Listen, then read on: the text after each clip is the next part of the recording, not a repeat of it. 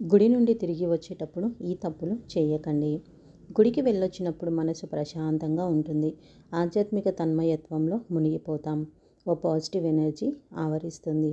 గుడిలో అర్చకులు చదివే వేద మంత్రోచ్చారణలో ఘంటానాదం ఆనందాన్ని ఇస్తుంది.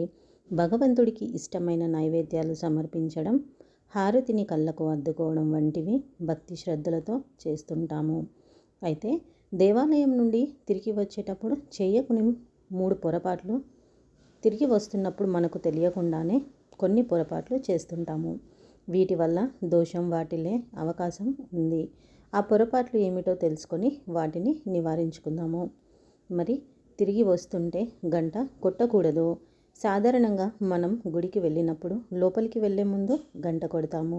కానీ తిరిగి వస్తున్నప్పుడు కూడా చాలామంది గుడి గంటను కొడుతుంటారు.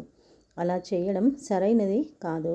గుడిలోకి ప్రవేశించేటప్పుడు గంట కొడితే మన జీవితంలోకి సానుకూల శక్తి వస్తుందని, ప్రతికూల శక్తి నశిస్తుందని నమ్ముతారు. తిరిగి వస్తున్నప్పుడు గంట కొడితే ఆ సానుకూల శక్తి అక్కడే ఉండిపోతుంది. కాబట్టి ఈ పొరపాటును చేయకూడదు. గుడి నుండి ఖాళీ చేతులతో ఇంటికి రాకూడదు. గుడికి వెళ్ళేటప్పుడు పూలు, పండ్లు, అగరొత్తులు, నైవేద్యాలను వెంట తీసుకొని వెళ్తాము. వాటిని దేవుడికి సమర్పిస్తాము. అయితే గుడి నుండి తిరిగి వచ్చేటప్పుడు ఖాళీ చేతులతో రాకూడదు. కనీసం కొన్ని పువ్వులు లేదా ప్రసాదం తీసుకొని రావాలి.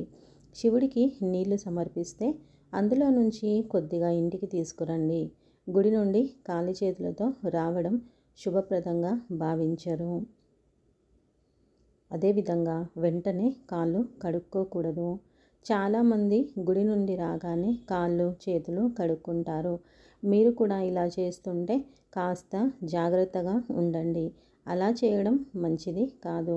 కాళ్ళు కనుక మురికిగా ఉంటే వాటిని గుడ్డతో తుడుచుకోవచ్చు. అంతేకాని నీటితో కడగకూడదు. కాసేపు ఆగిన తర్వాత శుభ్రం చేసుకోవచ్చు. గుడి నుండి వచ్చిన వెంటనే కాళ్ళు చేతులు కడుక్కోకపోతే గుడిలోని సానుకూల శక్తి కొంతసేపు మీలో ఉంటుంది. దీనివల్ల మీరు సానుకూలంగా ఉంటారు. ఇంటి వాతావరణం కూడా బాగుంటుంది. వీటిని నివారించుకోవడం వల్ల దేవాలయానికి వెళ్ళినప్పుడు భక్తి శ్రద్ధలతో దేవుడిని పూజించి తిరిగి వచ్చేటప్పుడు ఈ జాగ్రత్తలు తీసుకుంటే శుభ ఫలితాలను పొందవచ్చు. తెలుసుకున్నాం కదండి.